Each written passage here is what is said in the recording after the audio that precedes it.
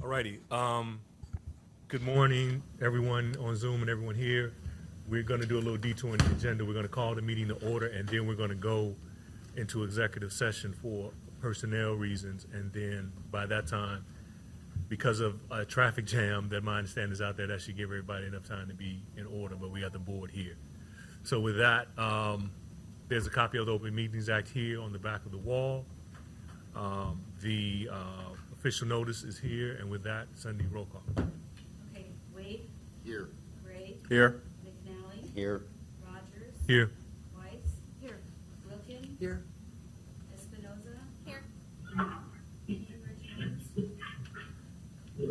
She's not going to be here. Okay. With that, we'll move down to item, let me see, 8-9, and go into executive session for personnel reasons. Is there a motion to go into executive session? So moved. Second. Motion by Gray, second by McNally. Roll call. Rogers. Yes. Weiss. Yes. McNally. Yes. Gray. Yes. Wade. Yes.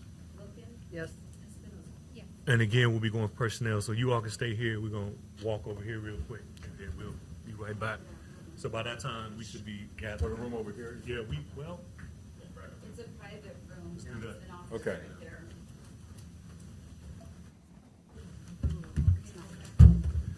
Is there a motion to reconvene? So moved. Motion by Gray, second. Second. Second by Wade. Roll call. Wade. Yes. McNally. Yes. Gray. Yes. Rogers. Yes. Espinoza. Yes.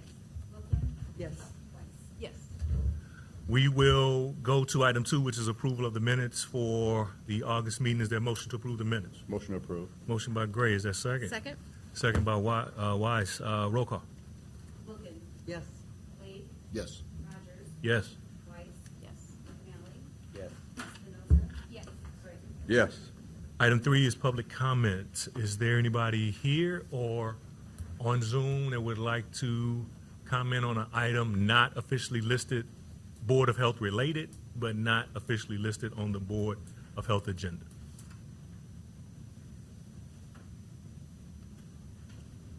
Hearing none, we'll go to the approval of the items on the agenda. We have 8 items. What's the will of the board? Move to approve. Motion by McNally, second by Second. Gray, to move A through H. No discussion, roll call. Gray. Yes. McNally. Yes. Rogers. Yes. Wilkin. Yes. Espinoza. Yes. Weiss. Yes. Wade. Yes.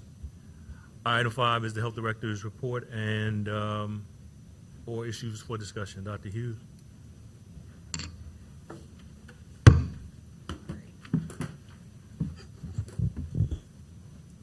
Hi, good morning. Morning. Morning. So I thought I'd start us off this morning with a quick personnel report.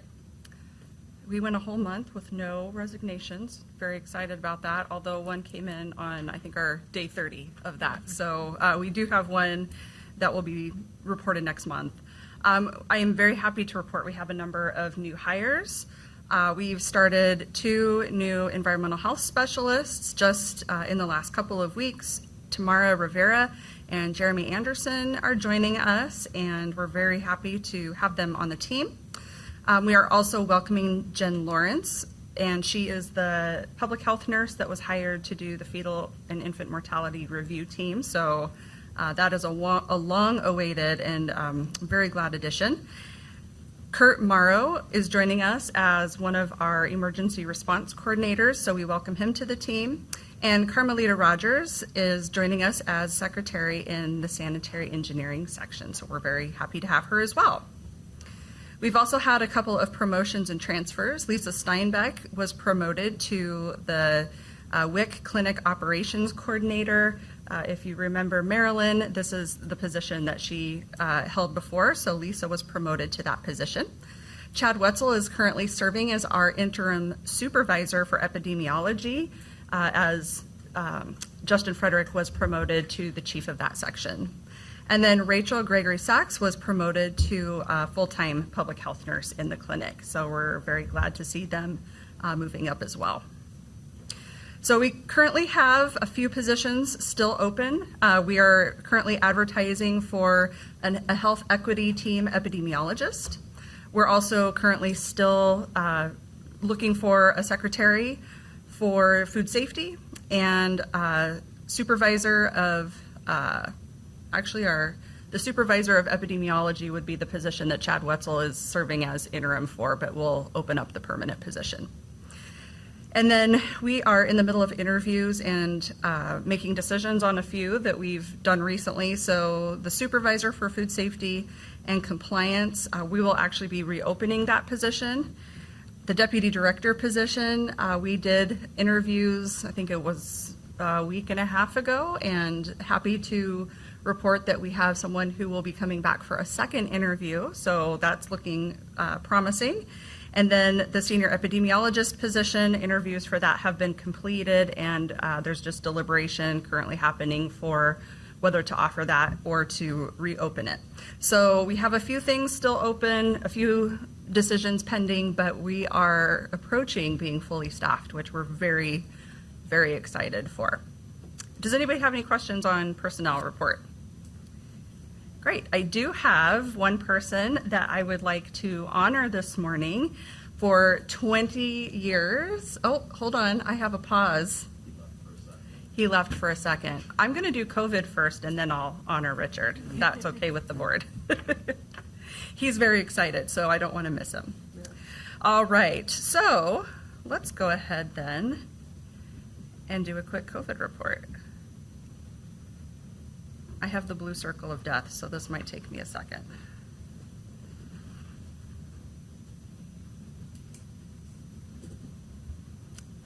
Okay.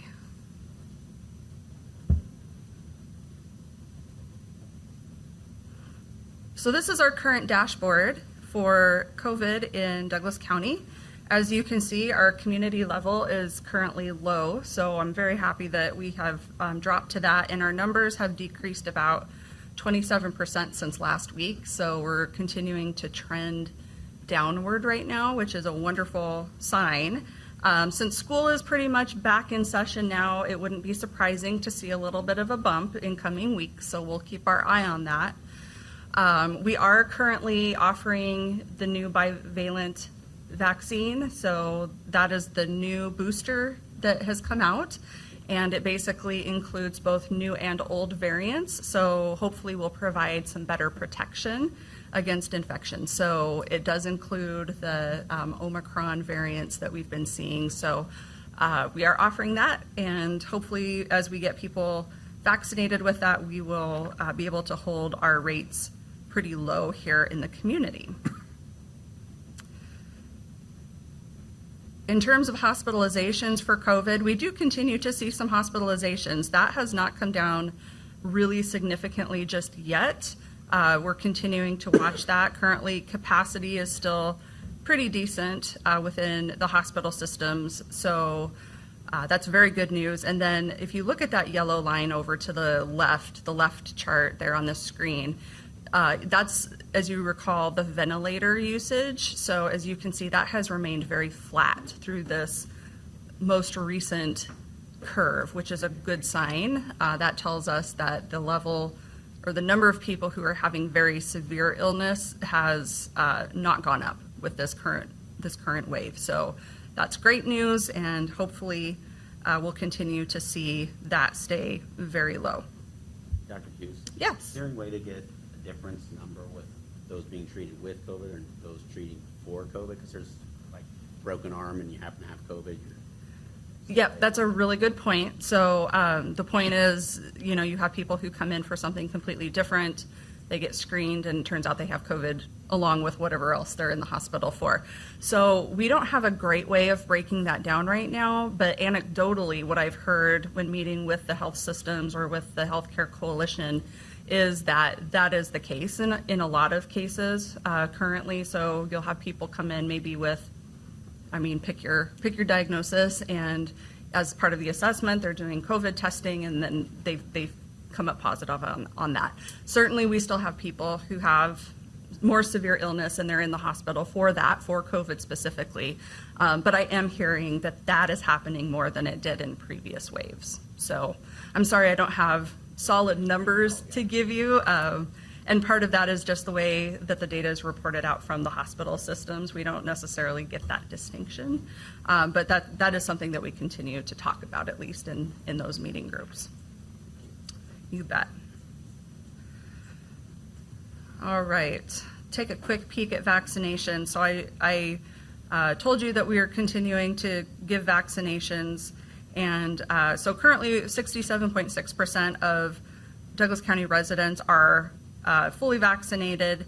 And I believe that number is just the primary series. So we consider somebody fully vaccinated if they've had their initial 2 shots, and then they're up to date if they've had their boosters. So I don't have that on here, I don't believe.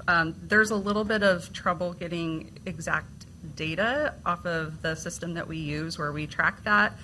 We're able to basically look at how many people have had a booster of some kind, but we can't tell how many boosters that they've had. So that data is not on here. This is just really how many people have had that initial series. So we continue to creep up slowly on that.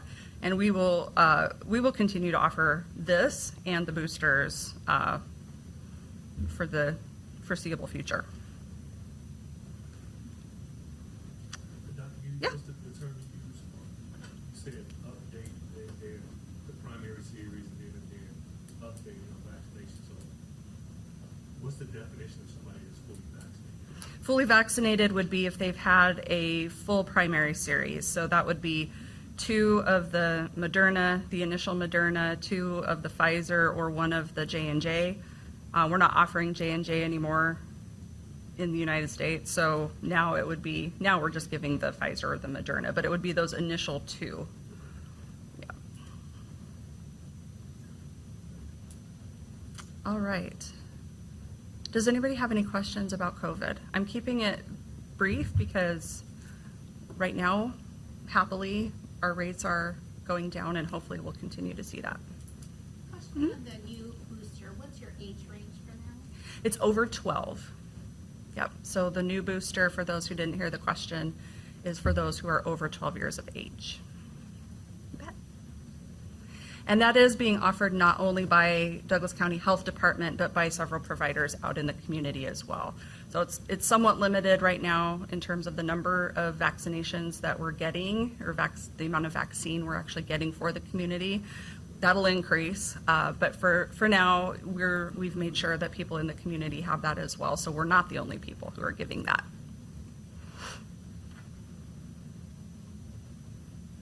Okay. If there are no other questions on COVID, I'll give you just a very brief monkeypox, and then I'll move on to honoring our special person. So we are currently standing at 24 monkeypox cases in Douglas County. Happily, that has not gone up in about 2 weeks. We hope it stays that way. So it looks like transmission has slowed here in the community. I think that's true nationally as well, that the transmission is starting to slow down. So we're very happy to hear that. However, we do continue to work with area providers and communities to educate the public on prevention. We've got some targeted education campaigns that are going on to ensure that we're able to get that information out to as many people as need it, and ensuring that the local health providers, health systems also have whatever capacity they need to do those tests and also to vaccinate. So we do continue to vaccinate for that as well. We do have more interest in the vaccine than we have doses. So we do have a survey link on our website that people can go to if they feel that they are high risk for monkeypox. They can fill out that survey, and then they're essentially triaged. So the highest risk patients or residents would be called first to get those vaccines, and then we're just working our way down the list. However, most of the people on the list have been able to be scheduled for a vaccine. So we might be waiting for doses, but they're at least scheduled. Any questions on monkeypox? Great.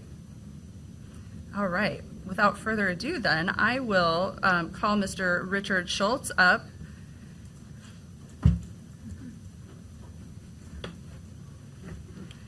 So Richard is celebrating 20 years with us, and we are so excited to honor him and to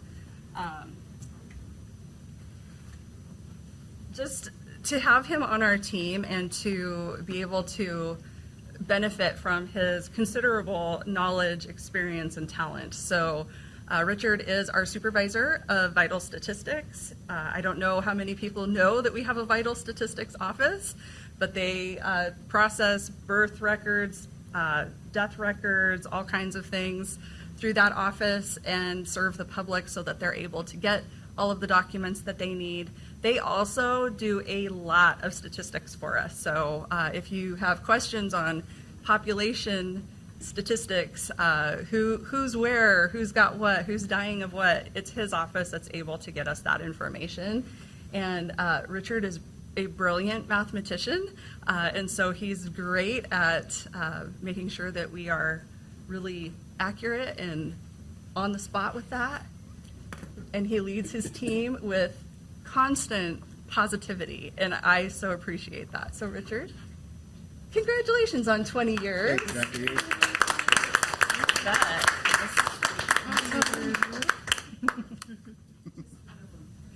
Is it just one of them? Oh, there's two in there. That's right, because we had our other We don't one, wanna but he's double not dip. here. Yes. Yes, so here's yours. Thank you, Dr. Yes, Yates. I appreciate it. absolutely. Thank you for You're everything you do. Anytime. Do you want to say anything? I would, if it's all right. Sure, it's all yours. I know I've been here for 20 years. I want to thank Carol Allensworth for hiring me and giving me my start and taking a chance on me. I've always enjoyed it here from day one. It always felt like a very special mission as we're here serving the public, the constituents, the residents. We're not working for a board or a executive board. We're not working for shareholders. We're working for our friends and neighbors and our family. And the things that have gone on in the last 20 years, particularly in the emergency response and training and all that, seeing that really blossom and become an actuality in the pandemic has really been something. And I'm pretty proud to be here. I plan to be here another 10 years at least and leverage that perspective from what we thought it would be to what it really was when it came to us, came and darkened our door. And our job is to set it up for the next generation to do the same when they face their challenges 20 and 30 years hence. Thank you. Thank you. I absolutely love his heart for the community. It comes through in everything he does. So thank you for your great comments, Richard. All right, and I believe with that, I am finished with my report. Does anyone have any questions in general for me? Let me ask this now, because it's the only question I have, but it's of you, Justin, from your report. I'm asking now instead of waiting to the end. So it talked about lead screening, and you said in here there's basically 1,943 preliminary children under the age of 7 years old in Douglas County that were reported as having been screened for lead in August. And you said this number is up 40.1% when compared to last year. What is that, because of COVID? That dramatic jump? So I would assume so. Okay. I'm fairly new to the lead program, and I would ask if Nadia is on Zoom, if she would have any insight to that. She may not, If not, I can wait to get the answer, but I'm just curious, is that? but I believe so. Okay. Yeah. If somebody can verify We're that. playing catch up, Okay. basically. Okay. Any other questions? All right. All right, thank Can you. you guys hear me? Nadia, there she Oh. is. We do have Nadia. Sorry, my screen froze a little bit. It is because of COVID. Well child visits had declined during that time. The WIC clinics were closed and so forth. So now they're open and children are going to the doctor again. So we're happy to see that. Okay. All right. You good, Nadia? I am good. All righty. Ashley, I see you on there. Hey everyone, can y'all hear me okay? Okay, let me set you up here. So, everyone, if we go to presentations, I Ashley Spivey is with the projects going on, if you may have heard, called Ivy Black Girl. This is specifically in response to the board's request from the maternal child health data, and particularly in the African American kids. So I know this effort's established, and there's some other things going on as well. I lifted this up to bring to the board because I know there's some county money that's been invested in it, ARPA-wise, from there to help them in this effort to get their facility up in North Omaha. There's a lot of things going. There's other efforts going on, but this is the one I know that's risen presently to try to do that. So this is in response to the board's request to get deeper into the African American maternal child health numbers. So with that, Ashley, I'll turn it over to you. Yes, and thank you for having me this morning virtually. So I'm Ashley Spivey, my pronouns are she, her, and I'm the director of Ivy Black Girl. So Ivy Black Girl is a reproductive justice organization. Reproductive justice can be lots of things. That can be transportation. It could be working on voter rights, safe housing. Reproductive justice just really means that you are addressing the social systems around people that have a reproductive system. And so for us, we center Black folks with reproductive systems. We have really centered and lifted up our priorities, being our birth justice work, which Commissioner Rogers named, and we'll get into that a little bit more, as well as economic liberation and advocacy. And so our mission at Ivy Black Girl is to make sure that Black women, femmes, and girls can actualize their full potential to authentically be. And we do that through autonomy, abundance, and liberation. And so our birth justice work is our biggest piece of work within the reproductive justice framework. Our goal is to expand access and resources to quality and culturally relevant maternal health services. And we do that through policy, research, and organizing, while making sure that we uplift and center those most impacted. And so we truly believe that if you center Black women, Black folks with reproductive systems, then everyone in community will benefit from the work that we do around birth justice. And so some of our initiatives and activities that we're doing that I think is really important to highlight are on this screen. And so first we have a statewide Black Maternal Health Coalition. It's the first and only of its kind. 80% of leadership are Black women or folks with the reproductive system. And we have really been working to reimagine the state of Black maternal health in Nebraska. So some key partners that are there is Nebraska Health and Human Services Department through the Maternal Mortality Review Committee. We have UNMC. We have Charles Drew and Omaha Healthy Start. So those are some of our institutional partners, as well as community-based partners like the Black Doula Association and Touch of Gold, which is a lactation organization. And so we really try to balance what does it mean to address the systems while also catalyzing in community. We just launched this Monday our Indue Doula Access Fund, and so that was also supported through opera dollars brought forward by Commissioner Boyle. And those dollars are underwriting doula services for Black pregnant people in Douglas County. And so we will pay up to $2,000 in reimbursement for those doula services for that pregnant person, no matter what part of their pregnancy that they are in. And so we're really excited to get that off the ground and get that launching, because we know the difference that a doula and that support person can make in a person's birthing journey.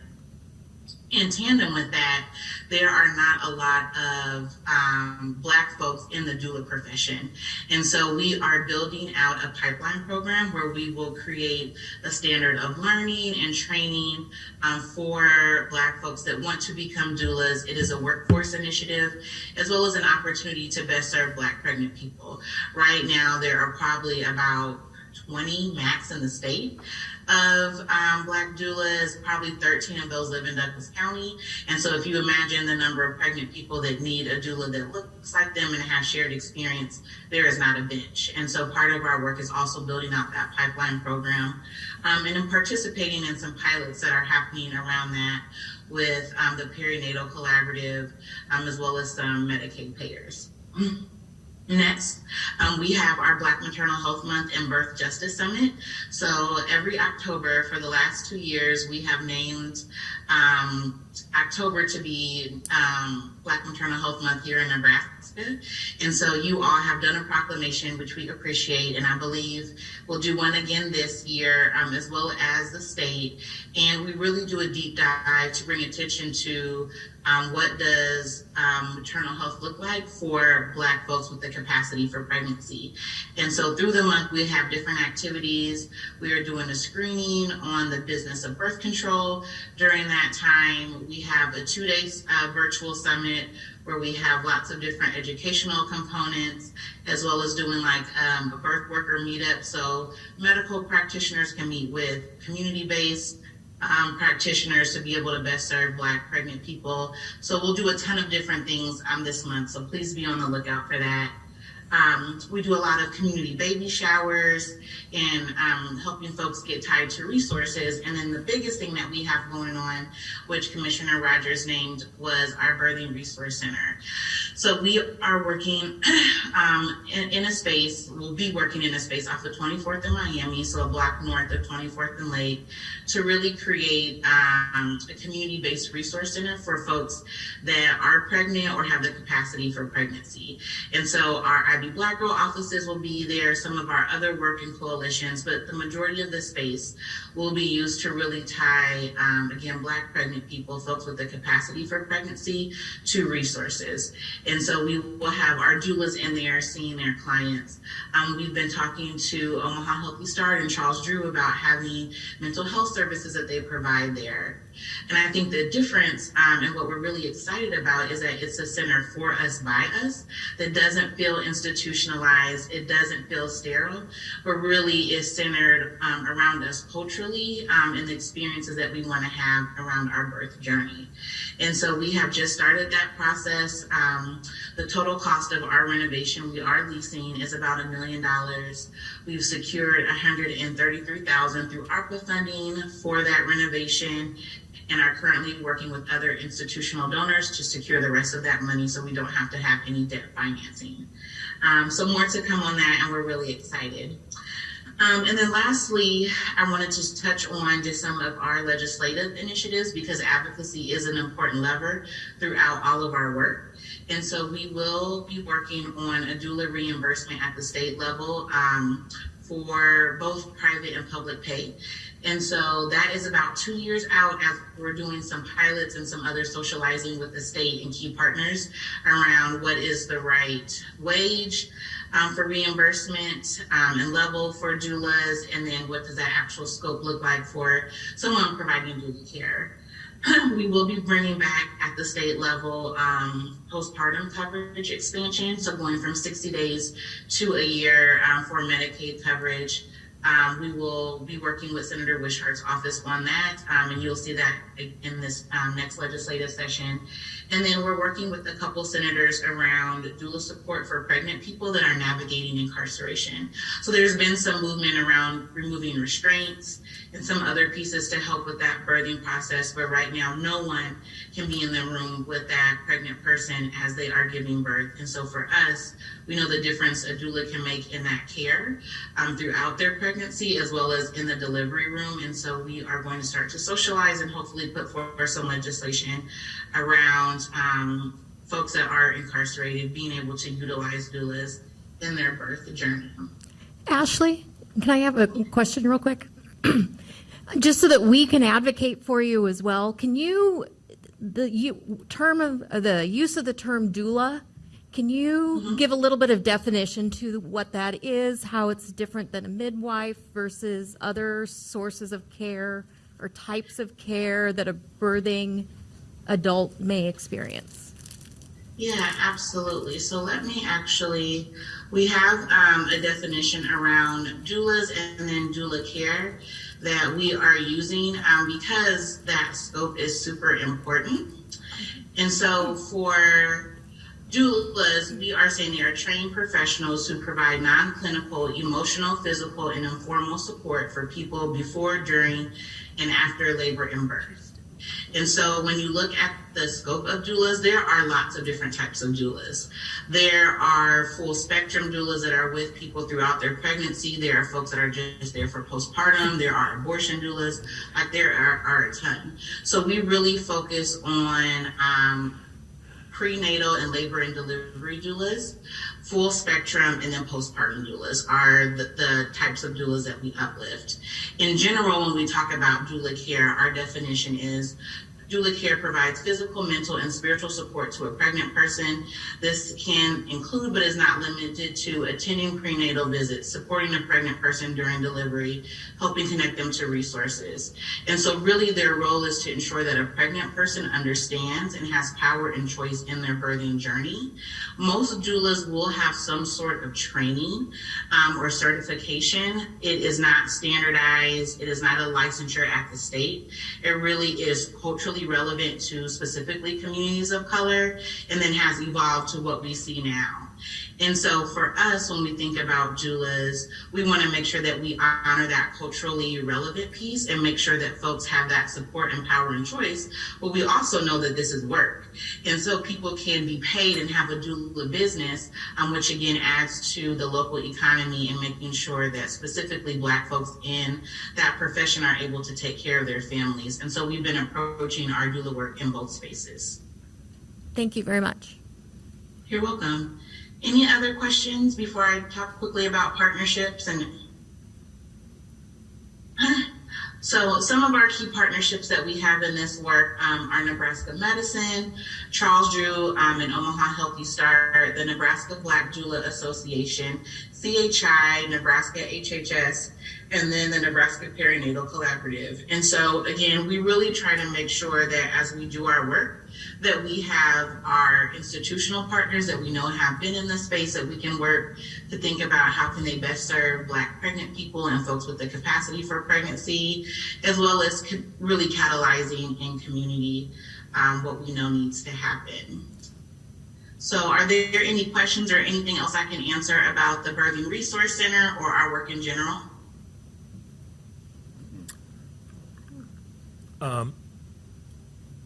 Any questions? Who's carrying those other two pieces? Ashley, you mentioned Senator Wishart is carrying the one piece. Who are you looking at for the other two? So we have sent our analysis to Senator McKinney's office for the doulas that would work with people that are navigating incarceration, and then Senator Michaela Cavanaugh, depending on what happens during this election time. So those are the other two senators. Did you just run out of time with the other ones, or was there did you get pushback? So for expanding postpartum, that did not get out of committee. From 60 days to a year, we got pushback because of the fiscal note, and at that time, folks were not necessarily willing to explore the state amendment that had the federal money that would pay for this. And so I think we've been having a lot of conversations of like, it doesn't have to be perfect. So let's chip away at it. And if we can use that 5-year state amendment, that's better than nothing. And then revisit what that fiscal note would be to adopt that coverage into the budget. And so I think folks are more open to what that looks like now and taking a different strategy. It's also an election year. Chairs of the committees are changing. So I think it will have a better chance of going through. Quick question here. How does a patient or a person that's interested in your services connect, or do they have to apply for your doula services? Yes, so if they're interested in accessing the doula fund, they can just visit our website and fill out the application. And if they already have a doula, then we work with them and their doula to get the reimbursement. If they do not have a doula, our key partner is the Nebraska Black Doula Collective, and we have a directory where we help them vet and navigate a type of doula that they would like, and then they can decide to move forward with them or not. So throughout the process, we give power and choice, and they can just visit our website and it has all that information there. Thank you. There might be a question in chat. Let's see. While I'm looking in the chat, Ashley, so you mentioned 24 statewide doulas? Probably about 20. that identify as Black. Okay. We know through our relationship with Nebraska Black Doula Collective, they have about 14 of those folks that are members that work with us. Okay. You mentioned 13 of them were here. In Douglas County. Yes. So I'm just curious. I'm curious where the others may reside in the state. They are in Greater Nebraska, and so our doula collective really manages those relationships for us. Really, west of Lincoln?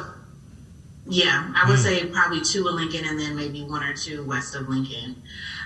But that's one of the initiatives with the pipeline program, is to really say what are the hubs across the state where we know that there are folks of color that are, pregnant and giving birth and choosing to parent, and how can we provide doula support there, not just in Omaha, knowing that the majority of population, right, is in eastern Nebraska.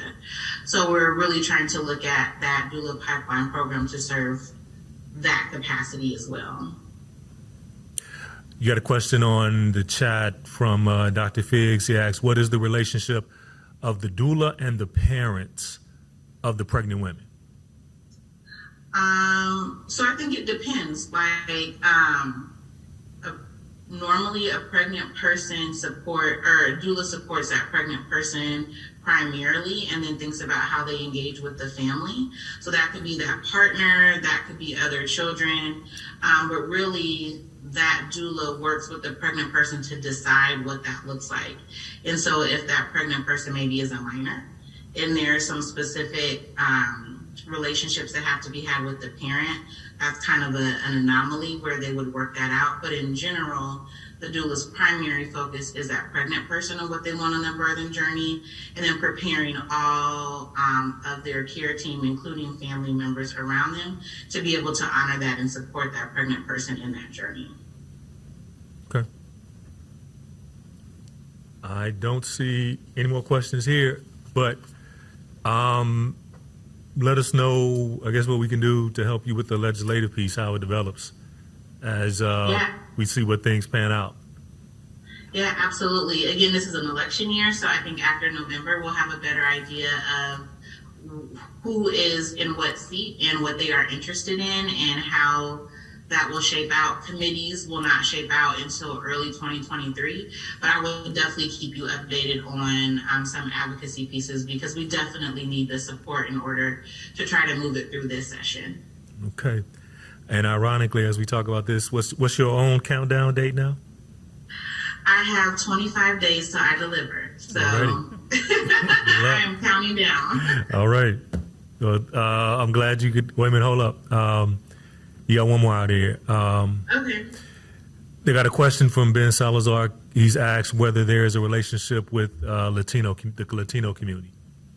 So the goal of RB Black Girl, we explicitly and unapologetically support Black women, pregnant folks, and folks with reproductive system. As I mentioned earlier, we know that there's ripples into other communities of color and their experiences with maternal health, but we explicitly do not work with that community. Our doula partners do, though. So a doula can take on any type of client that they want. We are saying that we are prioritizing making sure that there are Black doulas in the space to be representative for Black pregnant people, and those doulas can work with other types of clients, not just Black clients, which they do because they run their own doula business. And so there's not, to my knowledge, an explicit effort like the IB Black Girl for the Latinx population, but as I mentioned, we know that there's ripples into their experiences based on what we do for interventions. Okay. All right.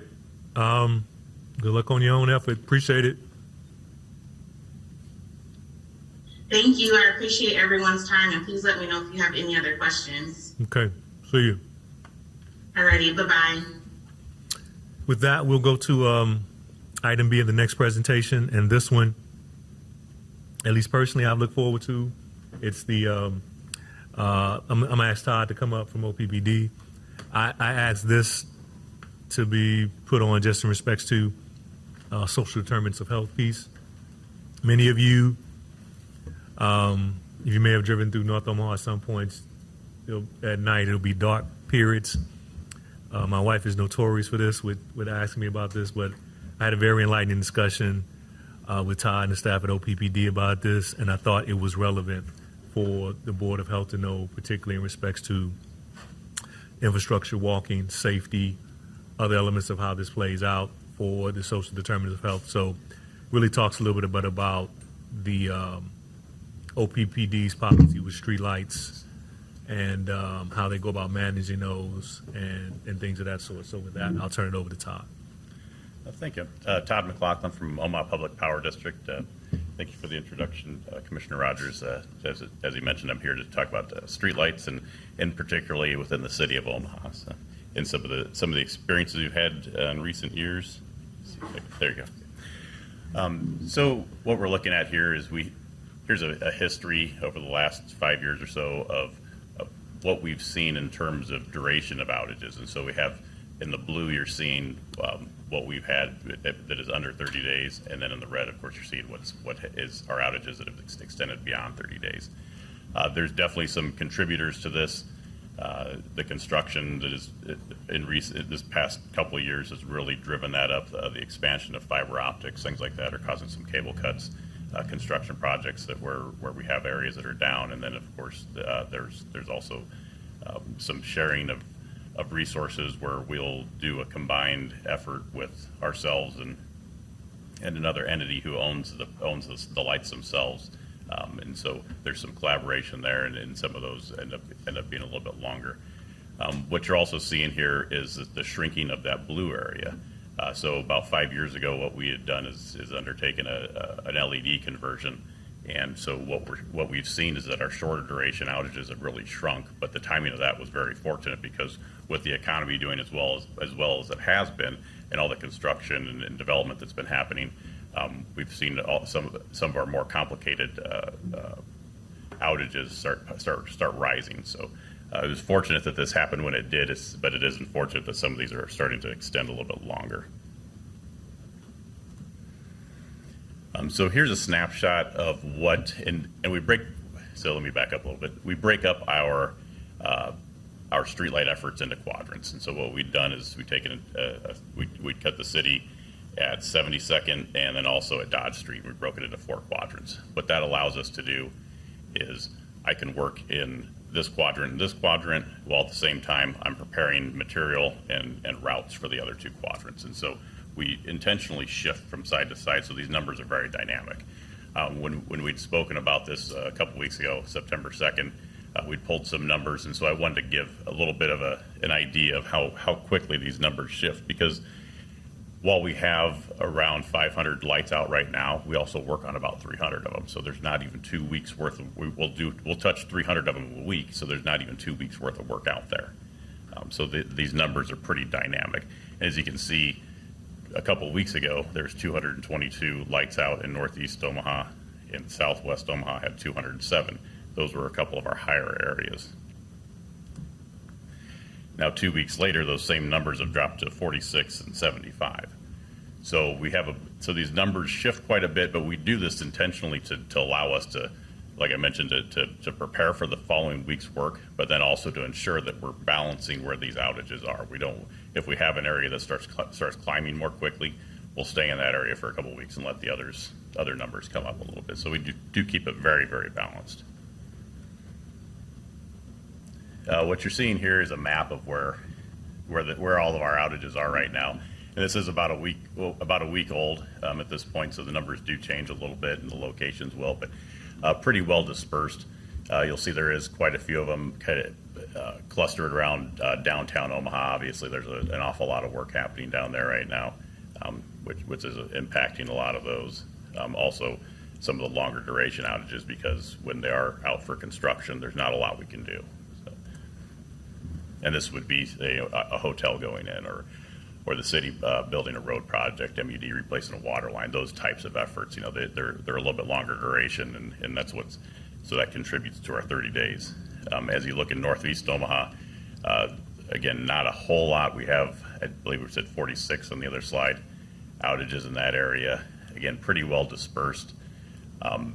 We did have in the past couple weeks, we had another one of those joint effort repairs on Highway 75. There were some clusters of lights along that corridor that were out. What had happened is there was some theft. We replaced the cable. It got stolen again. Went back to the city to discuss what we're going to do next, because those are the city's lights, not OPPDs. And so what we ended up doing was burying some of that so it's no longer able to be taken. But that effort, between the two iterations of repair, followed by some research into how we could stop the theft from occurring, as well as the repair, ended up taking a considerable amount of time to come up with a solution that was really going to work well for everybody. And so I took what we had for lights that are out, and categorize it into what we can control and what we can't control. There's some lights that we have to do at night just because of where they're at. We have to wait until traffic's low. So of course those are on hold. Again, as I mentioned, that there's 66 of them out there that are out due to construction projects. And again, until the construction project's complete, we can't put the lights back.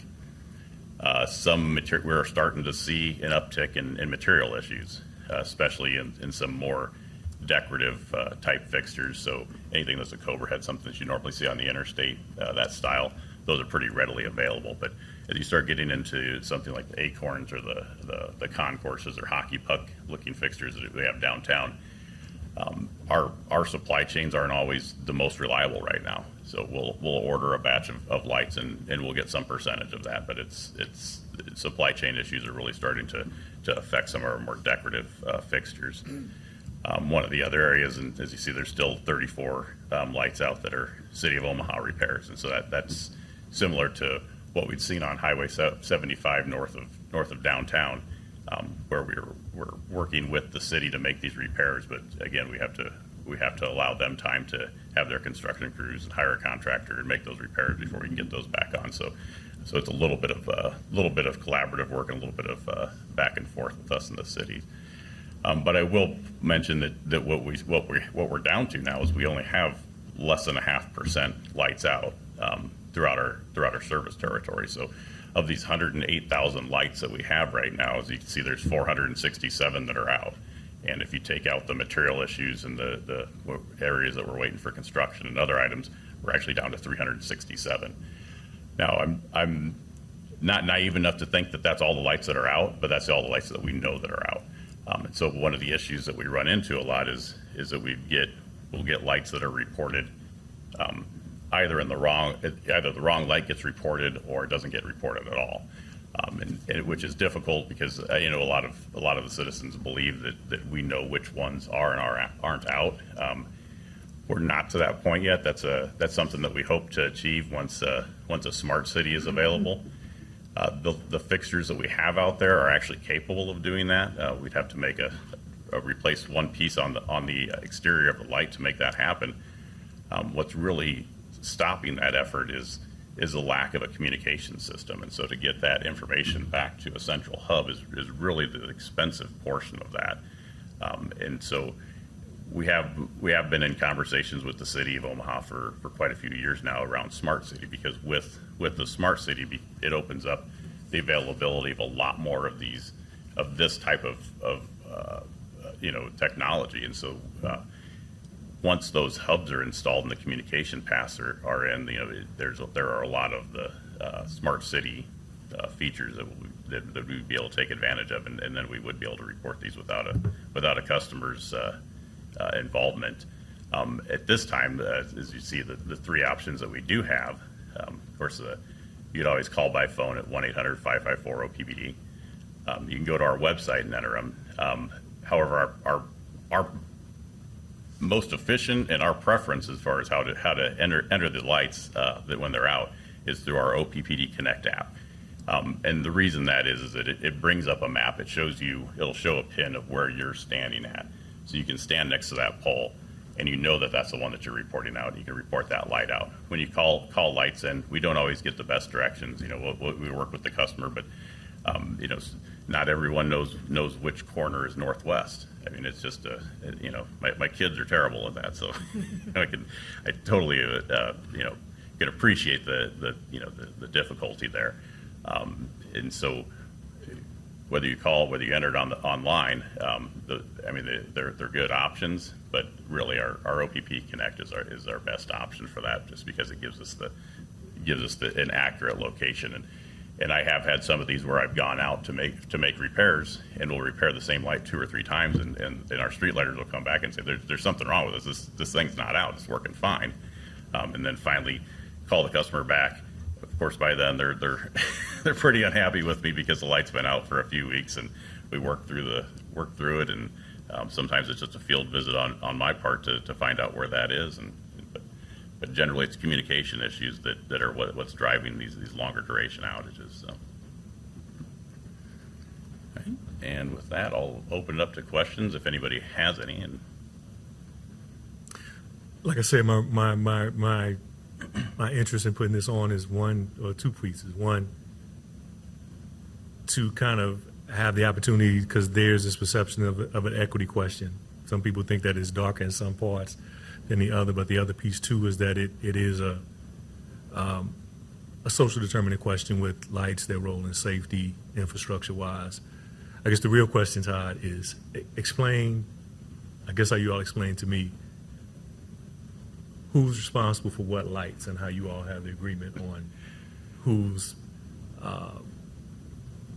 responsible for lighting streets. yeah, and so I wish that this was an easier explanation, but it's not.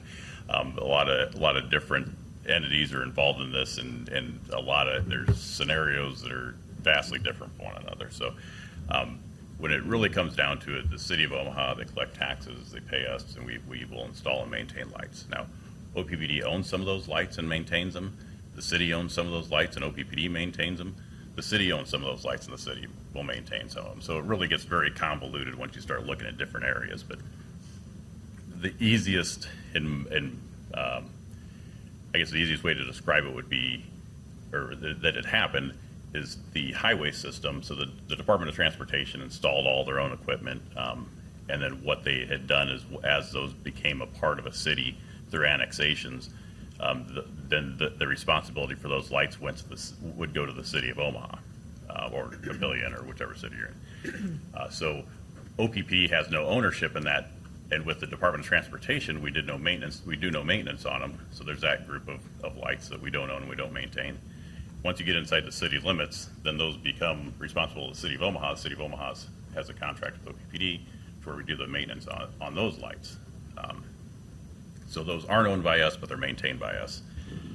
And so your highway systems, Highway 75, some areas, Northwest Radial, Sorensen, things like that, anything that's been a highway in the past there's a good chance that that's a city-owned light that OPPD is maintaining. Now, depending on where that's at, we're not always able to do the maintenance on that equipment. So look at Highway 75, the speed limit and the traffic is such that we don't have the equipment to safely set up and work there for day after day. And so if we need to replace a light, we can do that. If we need to put up a light, we can do that. But if we start getting into excavations and borings and protecting traffic and the employees from that hazard, we're not able to do that. So that's when we look to the city to do some of the maintenance to prepare that for us, so we can come in and do the piece that we need to do, because we have linemen. They're not necessarily contractors, or not construction workers. So it's very specific what they're really the most efficient at. So, yeah. So how does a resident know they have a street light, if it's OPPD's light or the city of Omaha's light? Or, so what could we tell residents in terms of, do they have to take a picture of this? If you go to, I'm sorry, I don't mean to jump. So if you go to the OPPD Connect app, that'll bring up a map of everything that's ours.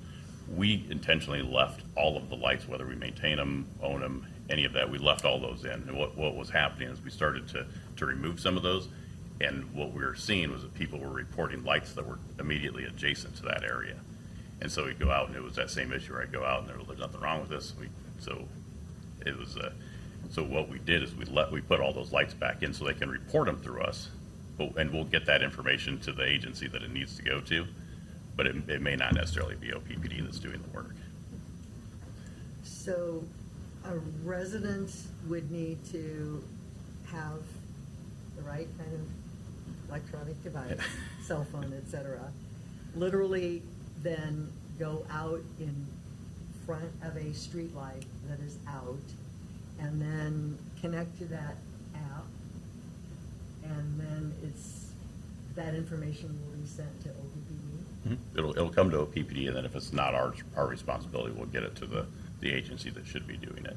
The same if they call it in or do it online with it. The lights are all shown, whether they're ours or not. Now, we also only do lights on within the right of way. So we can't, we're a public entity, we're part of the government, we can't compete with private electricians. So if someone has a piece of private property and they have lights on that property, we can't do that work because it would be an unfair advantage on our part. Now, that also pertains to most of the parks. So if you see something in a park area, I believe the one that we were talking about was Playland Park up on North 24th, it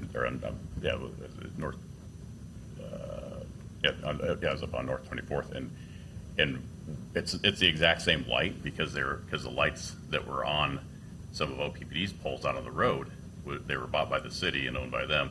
They also put those in the park so that they'd match.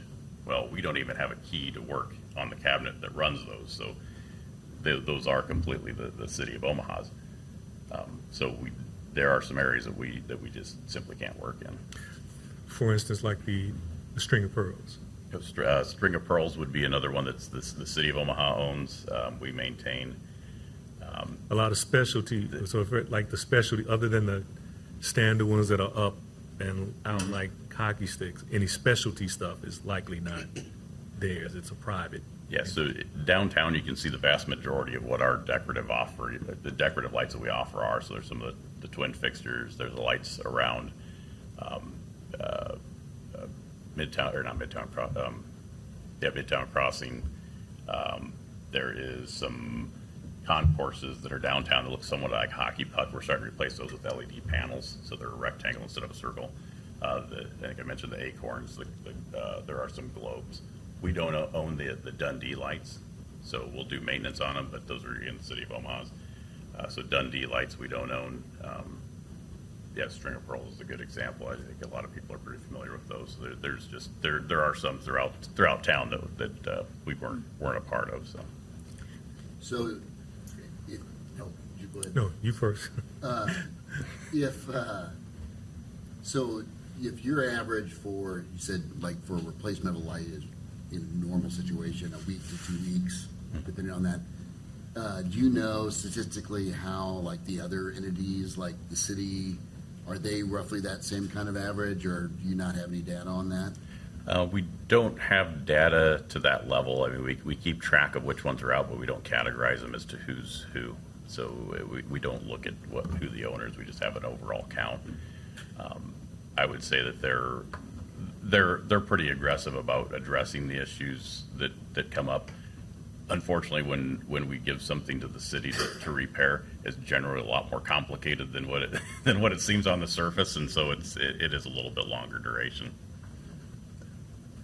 Yep, you still own the lights, as Chris mentioned, you still own the tall lights with the OPPD owns all of those, right? So the like something you Just the see on the street lights, interstate. yeah, just the regular street lights, you own all of those.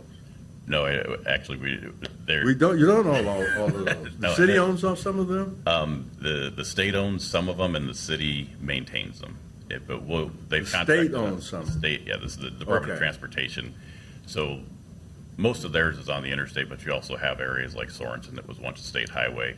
L Street has quite a few of those. They're primarily on something that is or has been a highway at some point. Okay.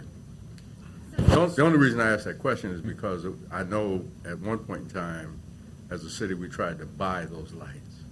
And I don't know, it never went anywhere, at least as far as I know, but I know the city had made an effort to buy some of the lights that are the street lights. Yes, and a few years back, And some of that was to accelerate the LED conversion. Okay. Timing of that was just the technology, the price of the technology had finally come down to where it was comparable, and it was going to result in something where our rate would actually decrease. Well, I know it was something cost prohibitive for Yeah. a while. Yeah, I do remember that. Go ahead. Thanks. Thank you. Just to simplify for myself and the public, if there's a light out, we call you and you send that repair report to whatever agency is in charge of that light, Yes. correct? Okay. I kind of have a two-part question. First, is there policy, guidance, or code that dictates how closely lights are supposed to be, or if there's supposed to be a certain number of lights per block or per 100 feet? Like, Yeah. So, OPPD, again, we work as, more or less you could view us as a contractor. We don't make that determination, but what we do is we provide light studies for the city of Omaha, and they want to maintain a 0.6 foot candle. So if you put a candle every square foot, that would be 1 foot candle. So what we do is we'll do a light study and determine is the street overall lit on average to a level of 0.6 as a minimum, and one's a little bit on the higher end. Now, some areas that have more pedestrian traffic, like the old market, that's gonna be a little bit higher. You know, that'll be up in the 2 and 3 range, just because you are trying to help the pedestrians not get.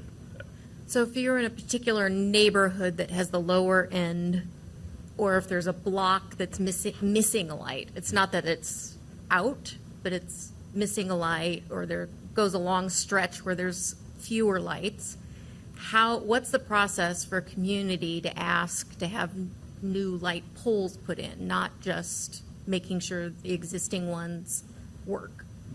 And they can contact OPPD, and I'll take that to the city of Omaha and let them make that determination whether or not they want to add them. You know, the lighting has changed pretty significantly over the years. There was a point in time where we wanted to really, really aggressively light the city, and as you can see, as you move through town, it changes as you move. And at this point, the city is focused more on vehicular safety than they're lighting for safety as opposed to security. And so you're going to see a little bit less lighting on some of their projects out west that are happening right now. The one that comes to mind is like 108th from Q to Harrison, and that's where they only lit intersections because that's where the traffic safety. Now, you get into the neighborhoods, and that's where you start seeing a higher light level, where that 0.6 is more prevalent. But yeah, if they'd like to request a light, they can certainly contact me. I get those all the time. We'll take them to the city and we'll provide them what the light level is. They'll look at whether or not that's a feasible option for them. Yeah. So are there discrepancies either like by quadrant of light level? They certainly vary, and Okay. what that was the city's design philosophy at the time, and I don't want to speak for them. You know, this is just kind of secondhand information that I've heard over the years, but I know that the light levels that they've been trying to achieve have varied. Okay, thank you. I have a quick question. Yeah. So toward the beginning of your presentation, you had the slide with the blue and the red. And you said that the short-term outages are decreasing and the more complex are increasing. Yes. Are you noticing those more complex and longer outages in certain areas? A lot of them are driven by, and it's not in a specific area, but a lot of them, what they're being driven by is construction. Okay. Now, we partitioned out the ones that we know are related to a construction project. So like say there's a water line going in, a road project, something like that. So we know with certainty that that's what those are. Some of these other ones we can't really assign it to anything in particular, but what we've seen is communications companies. So there's fiber optics going in everywhere. And with all that work happening, locating isn't necessarily as quick either. And so if those two things aren't matching up very well, a lot of the times they'll cut right through us. And so now we've got a longer duration repair because as opposed to changing out a fixture. We're out there digging up someone's yard and making those repairs. Sure. So are the newer ones the ones, do they automatically just come on at dusk? So there, yeah, no, so there's a couple different ways that we run these. Some are run off of relays and some are run off of individual photo cells. So when you're in a neighborhood, generally those are run off of photo cells. As soon as it gets dark, the light comes on.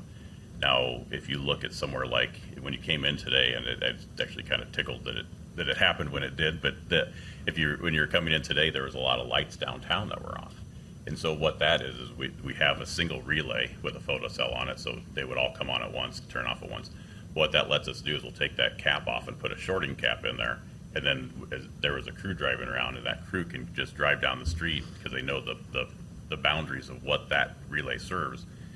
They drive up and down the road, and there's a light out, and they stop and they make that repair. And we do that because there's parts of town where the traffic's too high, and we don't expect people to stop on Dodge Street during rush hour and report a light out. This just isn't going to happen. And so we put those on relays so that we can turn them all on during the day, and that person can drive down the road and make those repairs as they go. Okay. All right, Todd. All right, well, thanks. My last thing, kind of sum up, because it's been a mystery in meetings. If anything, mostly within the city limits, other than say like the North Expressway, things that were generally highways, is the city's jurisdiction. You're contracted by there, so most likely, if there are wattages, things of that sort, you can, but the real debate is what's the city's policy on how they want to light that. Yes, they really drive that decision. I mean, we're OPPD, we're experts in electricity. We're not experts in traffic, and so lighting a roadway is a traffic decision. And we'll do the analysis for them and tell them what the results are. But the city has to make that evaluation as to whether or not that's the level of lighting that they need for that type of corridor and daily traffic and that the use of that road. And I'm gonna just say, in all fairness, I don't, that's what the interesting thing about this presentation is, because I've been in some meetings and I've heard city people say that's OPPDs, it's not us. And I don't know if some of those people know. I mean, really, when I heard this, I heard the distinction. So a lot of the purpose too is clarity in my own right to know where to go, and hopefully, other people in jurisdictions, I mean, other than Public Works, I don't know who might know. I think a lot of the people I've heard out there saying this don't really know where that authority is. So hopefully it opens it up a little bit more for people to know where to go for these situations. So I know it was enlightening to me. Any more questions, Hank? Appreciate it. Thanks, I appreciate the time. All righty. Thank you. We'll go down to item 7, which is the reports. I mentioned one question, but I think, Dr. Figgs, I do have one question for you off the reports, and it's not really a question, but I'm interested in what you included in there, the climate mapping for resilience and adaptation, and I'm just curious, are we using that department-wise, or that's something you plan on using?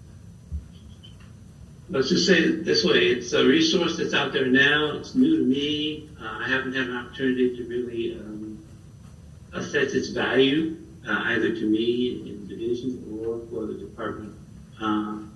department-wide use. I just wanted to make you guys aware of the fact that resource is there, and yeah, I plan on trying to find some utility for it, either in my division or if others want to use it in the health department, then I would hope that they would use it. But it was my first notice that it was out there, and I'm just sort of making it known to people that, yeah, there's a resource out there. I'm not exactly sure how useful it's going to be for me, but I just want it known that there is something out there that you can use if you want quick climate-like information. Well, I mentioned it because I'd be curious to on how you may hear of other health departments using that? I haven't had a chance to find out how the health No, I mean, when you do, Sure. if you do, Absolutely. I'd be curious and Yeah. get an idea of how they're using that. Sure. Mhm. Absolutely. Okay. Anybody else? I had a question for Dr. Figgs also. Talking to the mic. You have it listed that you're seeking auditors for the FDA voluntary retail food program.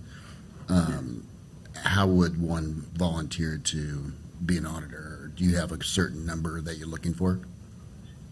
Well, it's a process, and it's usually a process that is more of a, how can I put it? More of a word of mouth in many ways kind of process. In that you have to typically have done one of the standards yourself. So you have to be someone who has done a self-analysis of the standards and then had your standard audited independently by someone else. So, which means you know all the steps that it would take to make a successful standard. And so those people vary and their locations vary. And typically they are in health departments where they do food inspections because those are the people who basically use and employ these standards. Looking for them often just involves, as I said, word of mouth, or you can ask the FDA regional representatives. Do they know of people who have successfully completed a standard and are available to do these kinds of things? What we've done in the past, or what I've done in the past, essentially, is I use word of mouth. I just told people, hey, I'm looking for somebody that's good to do this. Can you recommend someone? And the person that I chose was really the person who was successfully getting all 10 standards audited successfully at the Kansas City Health Department. And so I asked for that person's name and called that person up and said, hey, would you be willing to audit our standards? And the answer was yes. And so that's how that happens. Do we have other people locally who could do it? I would think more than likely there would be people, I'm almost certain of this, even though I haven't verified this statement, that there are people in Lincoln who could also audit a standard that we were interested in having successfully audited. So to be an auditor, it is likely that you have to be a person who knows quite a bit about how to do a self-assessment of an audit and then have that audit independently approved by someone else, which means you know all the steps of putting together a successful audit yourself, and then that means you can go to another health department and then do an assessment or an audit of one of their standards. So by looking for them, that means we're always constantly doing this because standards are always in motion.